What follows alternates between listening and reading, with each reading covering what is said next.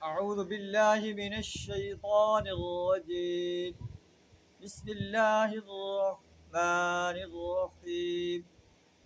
ووصى بها إبراهيم بنيه ويعقوب يا بني إن الله اصطفى لكم الدين فلا تموتن إلا وأنتم مسلمون.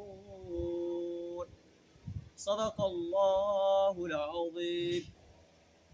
اور ابراہیم علیہ السلام اپنے بیٹوں کو اور یعقوب علیہ السلام اپنے بیٹوں کو یہی وصیت کر گئے تھے کہ یا بنی ان اللہ اصطفیٰ لکم الدین، اے میرے بیٹو، اللہ نے تمہارے لیے دین کو پسند کر لیا ہے۔